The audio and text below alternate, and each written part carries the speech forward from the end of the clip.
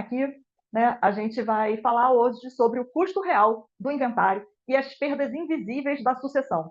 Né? O inventário é o processo mais caro, lento e injusto do sistema brasileiro. Ontem, nós falamos sobre as formas possíveis de planejamento patrimonial. Nós começamos a entender o risco de concentrar tudo no CPF. Nós vamos falar sobre o inventário, que é o processo que todo mundo é obrigado a enfrentar quando tem patrimônio no CPF. A gente já deu uma prévia sobre isso ontem. Hoje a gente vai aprofundar aqui a respeito desse tema. É importante vocês terem isso em mente, né? Todo mundo fala assim, Glaucia, eu já sei que o inventário é caro, mas por que a gente vai falar disso? Porque é importante você entender no detalhe, dentro da sua realidade, o quanto o inventário é de fato caro. Né? Dentro da situação da sua família, você tem ideia de quanto custaria o inventário se você viesse a faltar hoje? Eu tinha mandado um vídeo mais cedo lá no grupo, né? Em que eu prometi que eu falaria sobre uma pergunta que me fizeram ontem na sessão da live Tirar Dúvidas, né, do pacote VIP, e tem muita gente caindo nessa cilada, tá? Porque é uma cilada. Inventaram isso porque é uma situação, uma situação jurídica boa para resolver vários outros problemas, mas não para planejamento patrimonial. Então, o que me perguntaram foi o seguinte: doutora Glaucia, e a procuração em causa própria não serve como planejamento patrimonial? Vocês já devem ter ouvido falar a respeito disso, não já? Já ouviram alguém comentando sobre isso? Não precisa de holding, não precisa de doação, não precisa de nada, faz uma procuração em causa própria. Alguém já ouviu falar isso à guisa de planejamento patrimonial? Tem muita gente falando sobre isso aí pela internet, falando essa bobagem na internet. O que acontece com essa questão da procuração em causa própria? Ela tem uma procuração específica que ela não perde a validade quando o outorgante falece, tá? Como acontece na grande maioria das procurações, em todos os outros casos, na verdade, de outorga de procuração. Nesse caso, ela até não perde essa eficácia, ela não perde a validade, ela continua sendo válida mesmo depois do falecimento do outorgante. Só que a transferência, ela não ocorre pela outorga da procuração. A transferência, ela vai ocorrer, a transferência do patrimônio, ela vai ocorrer através de um outro caminho jurídico. Ou tem que ter uma compra e venda, ou vai ter uma doação, ou vai ter qualquer outro negócio jurídico aí pensado entre as partes para que aquela procuração tenha validade. A procuração é para que a pessoa possa assinar uma escritura de algum outro instrumento jurídico. Então, se a pessoa falece e não tem esse outro instrumento jurídico para ser firmado, não tem por que ter a procuração em causa própria. Então, assim, se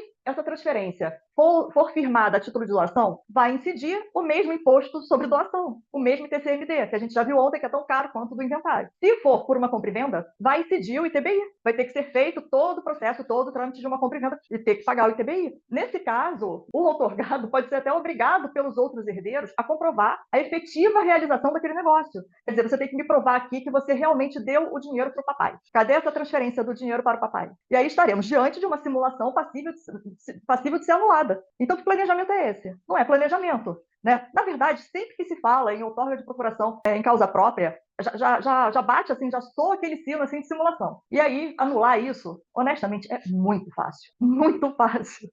Entendeu? Então, as pessoas falam certas coisas, vêm colocando como se fosse um negócio da China, olha, descobrir a pólvora aqui, faz uma procuração em causa própria. Não vai dar muito certo, não. O outorgante resolver vender esse bem em vida para terceiros ainda, ele vai precisar da autorização do outorgado. A gente cai na mesma esparrela da doação, né, de que o outorgante perde o controle sobre o patrimônio ainda em vida. Então, assim, não tem vantagem nenhuma nisso. Porque vai ter que pagar imposto, vai ter que, seja de doação, seja o ITBI, vai perder o controle sobre o patrimônio, então não tem muita vantagem, não. Agora, voltando aqui ao nosso tema do inventário, sabe qual é a grande perversidade do inventário? É que ele vem no pior momento da família, tá? Ele chega no pior momento da vida da sua esposa, do seu esposo, dos seus filhos, e eles têm que lidar ainda com o bendito do inventário, que é uma burocracia tremenda, e procura documento, e tira certidão, e vê se todos os herdeiros estão presentes, porque se tiver algum herdeiro faltando também, dá problema, a gente vai falar sobre isso um pouquinho mais à frente. Glaucia, mas se dá para evitar o inventário, por que tanta gente continua fazendo inventário, continua passando por isso? Né? Muita gente não tinha sequer conhecimento que era possível evitar o inventário. E muita gente que tinha conhecimento que era possível evitar o inventário, simplesmente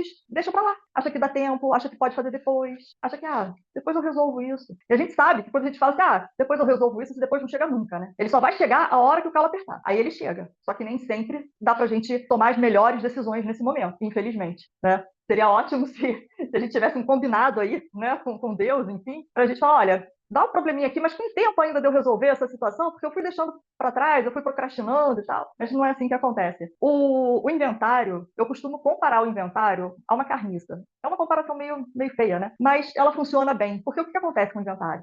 É muita gente ganhando dinheiro com inventário. É cartório de títulos, é cartório extrajudicial de notas, é cartório da RGI, é advogado, é o Estado ganhando muito. E o que acontece no inventário? Você simplesmente vai tirando dinheiro. Agora tem que pagar mais não sei o quê, agora tem que pagar o cartório, agora tem que emitir certidão, agora tem que pagar as custas da RGI, agora tem que pagar o TCMD, que é uma paulada, é 500 mil de TCMD, e você tem que pagar ali à vista. Tem alguns estados até que agora eu já estou aceitando parcelar, mas parcela com juros, é óbvio. Né? O Estado não parcela, não facilita nada na vida da gente. Né? Vem aquela carniça, cada urubuzinho tirando um pedacinho daquela carniça e a família desesperada, fazendo qualquer negócio para botar fim naquela situação. Então, o inventário é essa coisa horrorosa que chega no pior momento da vida das pessoas. Você, agora, já está sabendo que tem alternativas a esse inventário. Porque não interessa para essas pessoas que ganham esse dinheiro que você saiba disso, que você tenha essa consciência de que você pode mudar esse cenário, de que você pode fazer diferente. Agora aqui, a gente entra no seguinte ponto, que é a ilusão do inventário simples. Não existe inventário simples. O que existe é o menos complicado. É um cenário um pouquinho menos ruim. O que é o menos complicado? O menos complicado é o inventário extrajudicial. Só que para o inventário extrajudicial, você precisa ter alguns requisitos presentes. Os herdeiros têm que ser maiores e capazes. Se tiver algum incapaz, não dá para fazer. Dá até para fazer com menores, tá? Mas aí, para fazer um inventário extrajudicial tendo menores, a divisão ela tem que ser igualitária. Ela tem que ser exatamente no termo da lei, sem diferença nenhuma. Você não pode, por exemplo, ter um imóvel e uma aplicação, estão no mesmo valor. O menor fica com o imóvel, o cônjuge, o fulaninho, fica com a aplicação. Não pode, tem que ser metade certinho para cada um. Metade do imóvel para o menor e para o cônjuge, metade da aplicação para o menor e para o cônjuge. Não pode ter dívidas, o falecido não pode ter dívidas. Os herdeiros devem estar de comum acordo, não pode ter divergência entre eles, tá? Então, são requisitos, todos os herdeiros têm que estar presentes, porque tem muitos casos que tem algum herdeiro ausente que ninguém sabe onde é que o sujeito foi parar, e aí não pode ser um inventário extrajudicial. Então, são vários requisitos cumulativos que todos têm que estar presentes para poder possibilitar o inventário extrajudicial. E mesmo assim, mesmo que ele seja rápido, você não finaliza esse inventário com menos de 2, 3 meses do falecimento. Se tiver todas as certidões ok, dinheiro para finalizar, todos os bens regularizados, sem nenhum problema ali de regularização do patrimônio. Fora isso, você vai cair na esparrela do inventário judicial. E aí o custo é maior ainda, porque tem todos os mesmos custos que tem no extrajudicial, mais as custas judiciais. E aí os honorários advocatícios também são mais altos, é claro, porque uma coisa é eu fazer um inventário no cartório, outra coisa é eu fazer na justiça, que eu sei que vai levar tempo. Eu acho que já deu para entender, já faz sentido para você quando eu falo que quem não se planeja, o caminho que sobra é o inventário. O inventário, ele tem custos invisíveis, custos menos tangíveis e os custos visíveis. É aquilo que você tira do bolso para poder pagar. Os custos invisíveis do inventário, eles trazem consequências bastante sérias para a família, né? Porque até que o inventário seja finalizado, todo o dinheiro arrecadado que deveria ir para aquela família, ele vai para o espólio. E aí as consequências são as seguintes. Enquanto o juiz não autoriza, a pessoa fica com conta bancária, com investimento bloqueado, os imóveis só podem ser vendidos com autorização judicial, a distribuição de lucros de empresas também vão para o espólio e não para o bolso dos herdeiros. E enquanto a família não pode acessar esses valores, fica tudo travado. Deve ter mais ou menos uns 2 meses que eu recebi aqui no escritório uma senhora aqui da Barra, uma pessoa super distinta, que sempre teve uma vida extremamente confortável, perdeu o marido não tem muito tempo, e a grande tristeza dela é que ela não estava conseguindo pagar o plano de saúde, porque todo o dinheiro que ela dispunha, estava na conta do marido. Ela tinha uma conta corrente só com o marido, que tinha lá um valor razoável, mas que ela foi gastando, né, com os custos inerentes a uma série de questões burocráticas, até mesmo relacionadas ao oferecimento do marido, e ela não estava conseguindo pagar o plano de saúde. E ela chegou aqui desesperada: doutora, pelo amor de Deus, vê com o juiz, com o cartório, com o que quer que seja, se eu consigo liberar uma parte do dinheiro, pelo menos para eu conseguir pagar as minhas contas. Meus filhos estão me ajudando, mas o meu plano de saúde é muito caro. Então, assim, isso dói muito da gente ver esse tipo de situação. Né? Uma pessoa com mais de 70 anos, acostumada com conforto, acostumada com as suas coisinhas, né? Tem gente que vai chamar de luxo, tem gente que vai dizer que é o mínimo, enfim, mas é o que ela estava acostumada dentro da vida dela, com tudo que ela trabalhou, com tudo que ela e o marido conquistaram, e de repente ela chega numa situação que não está conseguindo pagar meu plano de saúde, né? E preocupada, por quê? Porque ela era meieira, ela tem direito à metade do patrimônio. Só que eles tinham uma renda de aluguéis muito alta, era da onde vinha a maior parte da composição do patrimônio dessa renda de aluguéis, que eles usavam isso, né, para pagar as contas, para viver, para viajar, para fazer as coisas deles. E os filhos já tinham avisado para ela que, olha só, mãe, a gente vai querer a nossa parte porque a gente está precisando. Então, ela, da noite para o dia, teve aquela renda dela que era muito boa. Primeiro, ela tem acesso a isso. Segundo, cortada pela metade, porque isso está indo para o espólio, os filhos não querem dividir com ela. Olha que situação péssima, né? Só que isso acontece todo dia. Acontece todo dia porque as pessoas não têm o conhecimento que vocês agora estão adquirindo aqui. Não tem essa educação patrimonial, esse entendimento de que vocês não precisam passar por isso. A família de vocês não precisa passar por isso. Esse bloqueio do patrimônio, ele vem logo na emissão da certidão de óbito, tá? Não é muito depois, não. Porque emite a certidão de óbito, já está no cartório, o cartório já comunica a Receita Federal, já sai bloqueando tudo. Aquela velha história do CPF cancelado, né? O pessoal fala, teve CPF cancelado. É isso. E aí tudo para. Todos esses pontos param. Né? Não pode transferir imóvel, não pode mexer em aplicação financeira, não pode mexer em conta de banco. Até a viúva, que era cotitular da conta conjunta, chegar lá no bendito do gerente do banco, quando tem gerente, né? Porque muitas vezes hoje nem tem mais gerente, é tudo virtual. Chegar no gerente, não, olha só, tá aqui a certidão de casamento, eu sou meia, metade do valor dessa conta é meu, libera esse valor para mim. Vai tempo, vai dor de cabeça, vai burocracia, vai problema. A situação do herdeiro necessário, ausente. E esse é um ponto também bastante delicado. A gente teve uma situação bem difícil também aqui no escritório. O herdeiro ausente era filho do primeiro casamento, né, dessa pessoa que faleceu. O menino foi embora muito cedo com a mãe para fora do país e perdeu o contato com o pai. E quando esse pai veio a falecer, esse filho caiu no mundo aí na vida, ninguém sabia aonde que ele estava, teve que fazer o inventário judicial. Quando a gente foi fazer o inventário judicial, a gente pegou um bendito do juiz, que a gente explicava essa situação para ele. Ele falava assim, não, tudo bem, mas a gente tem que procurar primeiro, ver em todos os cartórios, ver em todos os órgãos públicos, ver em todos os órgãos de consumo, de light, disso, daquilo, ver se acha o endereço dele. Nessa brincadeira, até que esse bendito juiz entendesse que a gente não tinha endereço, que o garoto não estava aqui, que não tinha endereço fixo, que não sabia, que o garoto tinha caído no mundo, e autorizasse que a gente fizesse essa citação por edital e nomeasse um curador para esse herdeiro, para que o inventário pudesse caminhar, passou nada menos do que 2 anos. 2 anos a gente ali no cartório, toda semana perturbando, e nada acontecia, e o tempo passando. Então, isso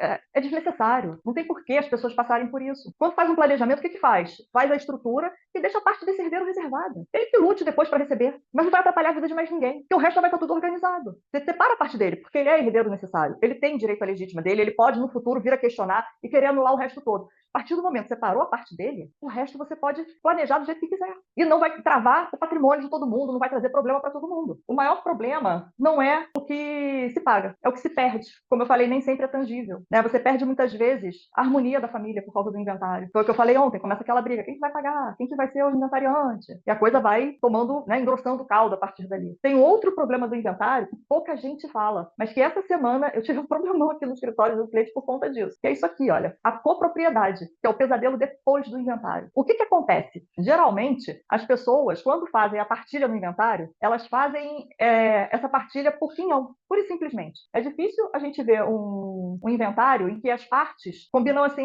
olha, o imóvel de não sei aonde vai ficar para você, eu fico com o imóvel tal, você fica com o outro, a diferença de um para o outro a gente ajusta, acerta aqui em dinheiro, e cada um vai cuidar da sua vida. Primeiro, porque isso dá trabalho para o advogado. Começa daí, os advogados já não gostam muito. Segundo, que sempre tem um encrenqueiro no meio da história que acha que o outro vai estar se dando bem, que a avaliação não está justa, que aquilo ali não está certo. Aí o que fazem? Tem 5 imóveis, 4 herdeiros, todos os herdeiros têm sua cota parte em cada um dos 5 imóveis. São todos coproprietários daqueles imóveis. Aí começa o problema. Porque para você fazer qualquer coisa com esses benditos desses imóveis, precisa da assinatura de todos os queridos coproprietários e dos seus cônjuges, em boa parte das vezes. E aí a coisa começa a dar problema. Precisa vender o imóvel. Eu não concordo porque esse imóvel era o imóvel que eu mais gostava quando eu era criança, porque o sítio onde a gente passou as férias e eu não quero. E aí 3 querendo vender e aquele bonito lá não quer vender. E não vende, porque precisa da assinatura de todo mundo. Vai alugar o imóvel, eu não concordo com esse valor não. Vai entrar com uma ação de despejo. Mas eu não quero pagar as custas da ação de despejo porque agora eu não estou com dinheiro. E fica todo mundo amarrado a todo mundo, dando um monte de problema. Via de regra. Difícil não dar problema nessas situações. Ainda mais quando envolve o cônjuge junto ali,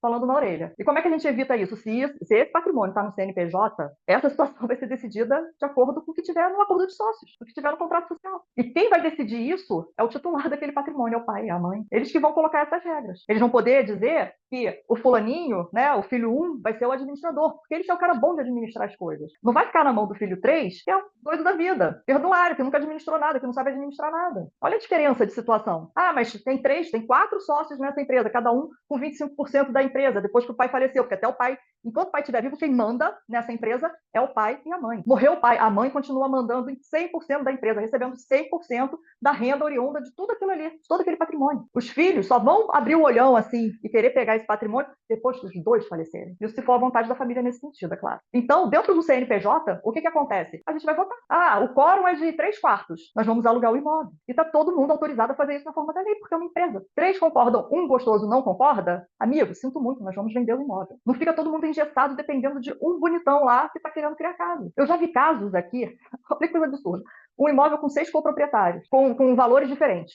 Tinha um que era titular de 6% do imóvel. Eles iam vender um imóvel por 15 milhões. Chegou no dia, 2 anos de negociação com a construtora para vender o imóvel. No dia de assinar essa bendita dessa escritura de compra e venda para a construtora, esse bonito, que tinha 6% do imóvel, falou assim, eu não assino, porque ele estava de implicância com 2 dos outros coproprietários, eu não assino. E todo mundo perdeu o negócio. Ah, Glaucia, pode entrar com uma ação de dissolução de condomínio? Sim, pode. Só que até essa ação correr, já perdeu o negócio. E como é que funciona a ação de dissolução de condomínio? Alguém entra com a ação, vai ser feita uma avaliação, uma perícia, é gasto, é caro. Feita a avaliação, vai ser oferecido para os coproprietários. Alguém aqui quer adjudicar a parte desse dissidente? Vocês querem adjudicar e pagar para ele ou não? Não, ninguém quer adjudicar. Então, como é que fica? Vai a leilão. No leilão, todo mundo perde muito dinheiro, porque dificilmente o leilão sai pelo preço do imóvel lá do patrimônio. Então, é só tristeza, né? Na verdade, nisso aqui. Não tem nada de bom para a gente trabalhar em relação a isso. Né? Agora, vamos ser mais objetivos aqui. Vamos falar sobre os números do inventário. Os custos visíveis do inventário são o ITCMD, que até hoje é de 8%, o teto máximo desse imposto. O imposto de transmissão, causa-mortes e doação. Os honorários advocatícios, hoje aqui no Rio de Janeiro,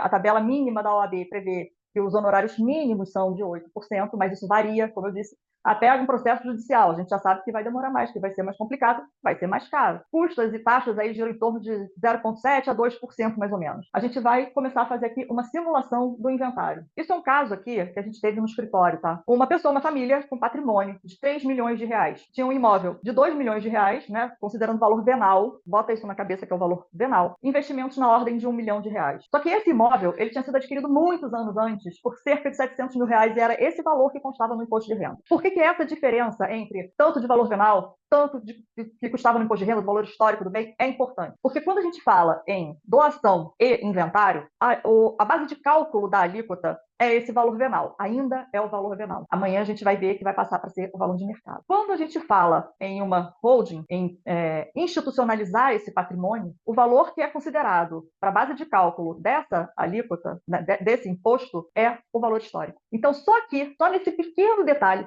a gente já começa a ter uma diferença enorme de custo entre um tipo de estrutura, que é a holding, e outros tipos de planejamento, como, por exemplo, a doação. Quando a gente está falando dessa questão do inventário, a gente tem o seguinte, a base de cálculo, né, do inventário dessa família é 3 milhões. O imposto, o ITCMD, vai ser na ordem de 240 mil reais. Os honorários de advogado também, de acordo com a tabela, né, mínima da OAB, 8%, também 240 mil reais. Cartório de notas, títulos e documentos, algo em torno de 10.500 reais. O RGI também em torno de 10.500 reais. E 3 mil reais certidões. O custo desse inventário, no seco, barato, é de 504 mil reais. Agora você pensa só na sua realidade, faz uma conta aí, mas imagina aqui comigo, os seus filhos, menores ou maiores de idade, enfim, né, ou sua esposa, eles têm disponível para gastar, assim, né, jogar no lixo. Por que você jogar no lixo? Porque você está pagando para você passar a titularidade de uma coisa que já é sua. Eles têm disponível para jogar no lixo. Se você tiver um patrimônio de 3 milhões de reais, 504 mil reais à vista, cash, em dinheiro, liberado, líquido. O que a gente vê aqui todo dia no escritório é que a maioria das famílias não tem esse valor. E aí o que acontece? Precisa vender o imóvel. E aí o que acontece quando precisa vender o imóvel?